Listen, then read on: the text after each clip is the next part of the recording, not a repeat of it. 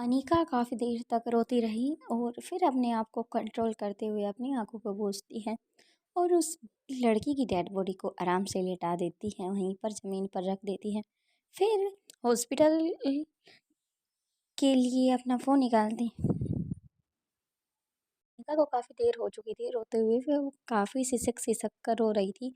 अनीका लंबे अरसे के बाद ऐसी हालत में थी क्योंकि अनीका अंदर ही अंदर टूट चुकी थी। अनीका को कोई सँभालने वाला भी उसके पास नहीं था। वो रोहित का नाम लेकर रो रही थी। ये बोलकर रो रही थी, काश रोहित तुम मेरे साथ होते, इस मेरी मुश्किल घड़ी में मेरे साथ खड़े होते। जो रोहित था वो अपने फ़ोन में से देख रहा था और मन ही मन आराम से बोल रहा था, अनीका मैं तुम्हारे साथ ही हूँ, तुम बस अपने आप पर भरोसा रखो, तुम जहाँ एक एक कदम रखोगी मैं तुम्हारे साथ तुम्हारा कदम से कदम बढ़ाकर तुम्हारे साथ चलूँगा। रोहित और अनीका काफ़ी मायूस हो चुके थे। अनीका अपनी आंखों को पोंछती है और उस लड़की की डेड बॉडी को आराम से ज़मीन पर रख देती है। फिर अपने फ़ोन को निकालती है और हॉस्पिटल में फ़ोन लगा देती है। कुछ टाइम बाद वहाँ पर एक नर्स फ़ोन उठाती है। अनीका उसको सारी बात बता देती है कि ऐसे-ऐसे जो लड़की को मैं लेके आई थी अभी उसकी डेथ हो चुकी है और तुम एम्बुलेंस को यहाँ पर भेज दो। कुछ टाइम बाद ही एम्बुलेंस की गाड़ी वहाँ पर आ जाती है। उस लड़की को ले जाया जाता है। अनीका अब चुपचाप आराम से बेड पर जाकर लेट जाती है और अपनी आंखें बंद करके वो सब सीन सोचने लग जाते हैं जो उस लड़की के साथ हुआ। फिर अनीका सोचने लग जाती है, कुणाल डोगरा के बारे में मैं कैसा सोचती थी, वो तो उससे भी बदतर इंसान है।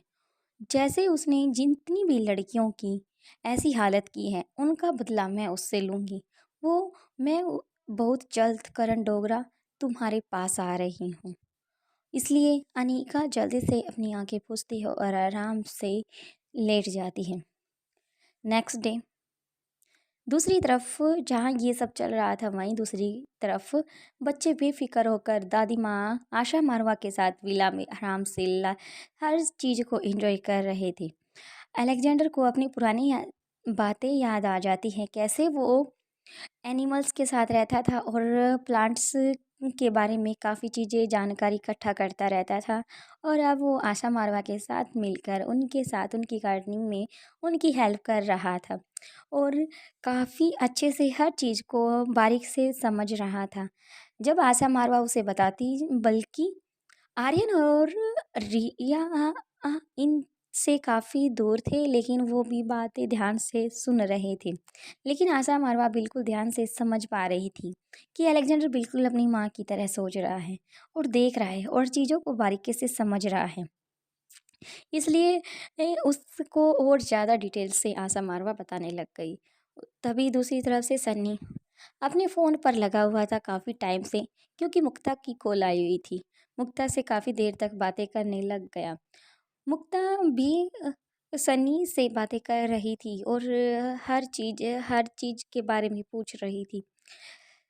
और तभी सनी कहता है कि शादी के बारे में क्या ख्याल है। मुक्ता कहती है, हाँ बिल्कुल तुम्हारा ही ख्याल है, जब तुम कहोगे तब बैंड बाजा लेकर मेरे घर आ जाना, मैं डोली में बैठकर तुम्हारे साथ चली जाऊंगी। तभी सनी हंसने लग जाता है। दूर खड़ी रिया आराम से सनी के फेस एक्सप्रेशन पर के भाव को आते जाते देख रही थी। फिर कुछ टाइम बाद सनी के पीछे जाकर खड़ी हो जाती है। अभी सनी मुक्ता का फ़ोन काटने वाला था, उससे पहले ही रिया ने सनी के पीछे से अपना उसका फ़ोन छीन लिया और कहा कि चाची जी अभी टाइम है, अभी सनी चाचू को परेशान मत करो, वो हमारे साथ टाइम स्पेंड कर रहा है, अगर आपको आना है तो आप भी आ सकती हो, मोस्ट वेलकम।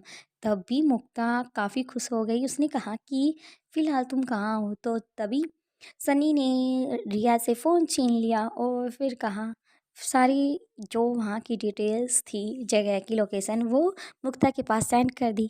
तभी सनी आगे कहता है, अगर तुम्हें ऐतराज़ ना हो तो तुम आ सकती हो, अगर तुम अपनी मर्ज़ी से, क्योंकि मैं नहीं चाहता कि मैं किसी तरह से प्रेशर करके तुम्हें यहाँ पर बुलाऊँ। अगर तुम आओगी तब भी मैं खुश हूँ, अगर नहीं आती हो तब भी मैं खुश हूँ।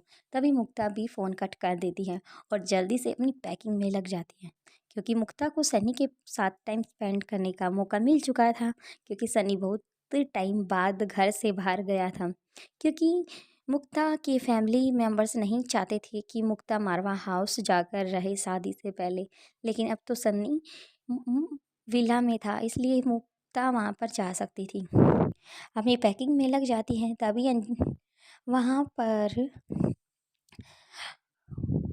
दूसरी तरफ दमयंती के पास अब और कुछ काम नहीं था। बस वो ये सोच रही थी कि मैं जल्द से जल्द पावर ड्रग्स को हासिल कर लूँ, क्योंकि मैं और किसी चीज़ के बारे में और ज़्यादा जानकारी इकट्ठा नहीं करना चाहती, नहीं कोई षड्यंत्र करना चाहती हूँ।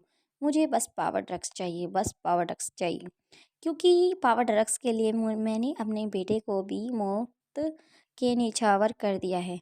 इसलिए मुझे ये पावर ड्रग्स चाहिए और मुझे अनिका का विनाश चाहिए।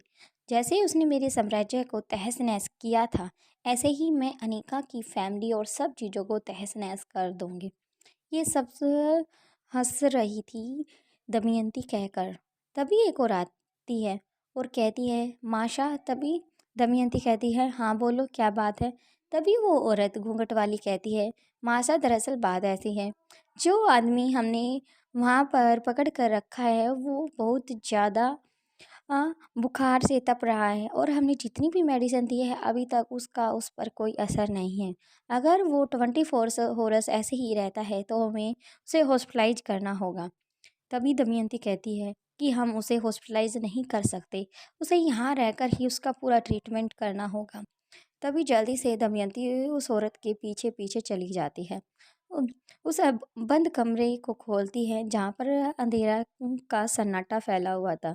वहाँ पर जाने के बाद वो देखती है कि सच में उस आदमी की बॉडी पर हाथ लगाकर देखती है, अलग अलग बॉडी पार्ट्स पर हाथ लगाती है।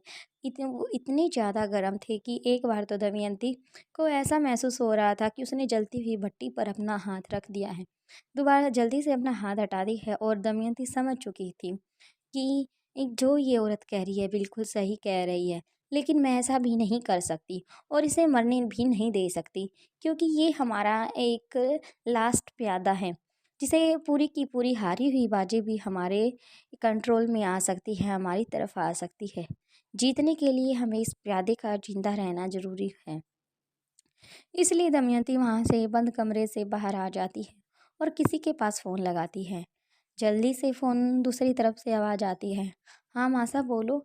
तभी दमयंती कहती है, लच्छो बात दरअसल ऐसी है, जो शख्स हमने उस अपनी तरफ पकड़ कर रखा है उस बंद कमरे में, उसको बहुत तेज़ बुखार है और उसका बुखार नहीं उतर रहा। काफ़ी देर तक औरतें पूरी कोशिश कर चुकी हैं, अब आखिरी कोशिश तुम करके देख लो, अगर तुमसे हो सके तो।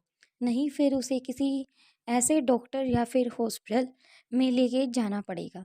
तभी लच्छो कहती है, मासा हम उसे नहीं लेके जा सकते, भले ही वो मर क्यों ना जाए। तभी दमयंती कहती है, ऐसी अशुभ बात मत करो, क्योंकि ये हमारी जीत का जरिया है। तभी लच्छो कहती है, ठीक है मासा, मैं ऐसा करती हूँ, अपने साथ किसी डॉक्टर को लेके आती हूँ जो स्पेशलिस्ट होगा, उसके बाद हम उसके साथ जो करेंगे वो करेंगे। तभी दमयंती समझ चुकी थी कि लच्छो को ये काम सौंप दिया है, अब वो 100% इस काम को सक्सेसफुल करके मानेगी। तभी लच्छो जल्दी से एक हॉस्पिटल में जाती है और बिल्कुल ऐसा ड्रामा रचती है जैसे कि उसे बहुत तेज़ बुखार है।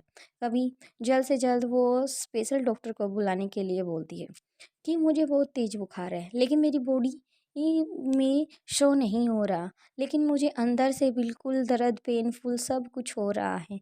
मैं आप सबको बता नहीं सकती कि मुझे कितना दर्द है। तभी वो डॉक्टर कहता है कि ठीक है, अभी थर्मामीटर को निकालता है और उसकी जुबान पर के नीचे लगा देता है।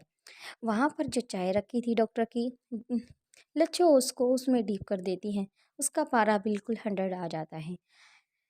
यानी कि इतना ज़्यादा तापमान देखकर खुद डॉक्टर भी हैरान हो जाता है कि आज से पहले मैंने इतना ज़्यादा टेम्परेचर किसी बॉडी में नहीं देखा है। तभी वो डॉक्टर किसी और दूसरे डॉक्टर के पास फ़ोन मिलाता है और उससे सारी बातें पूछता है, और जानकारी इकट्ठा अच्छे से करने के बाद उसके लिए दवाई का एक पैकेज बनाता है।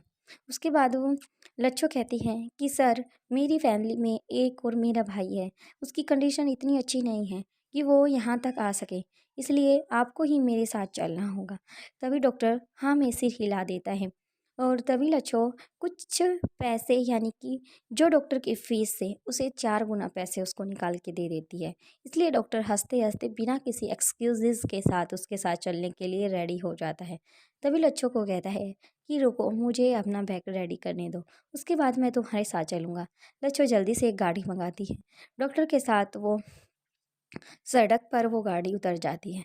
कुछ दूर चलने के बाद ये लच्छो उससे एक हैंकी से जो बेहोश होने की दवाई है वो सुंघा देती है। डॉक्टर को बेहोश करने के बाद लच्छो उसको अब माशा के पास ले जाने के लिए तैयार थी और 4 से 5 घंटे के बाद उसकी गाड़ी उनके ठिकाने पर पहुंच चुकी थी। बाकी का नेक्स्ट एपिसोड में। प्लीज़ वीडियो पसंद आई तो लाइक शेयर सब्सक्राइब कमेंट कर ज़रूर जाना। Thank you friends. Thank you.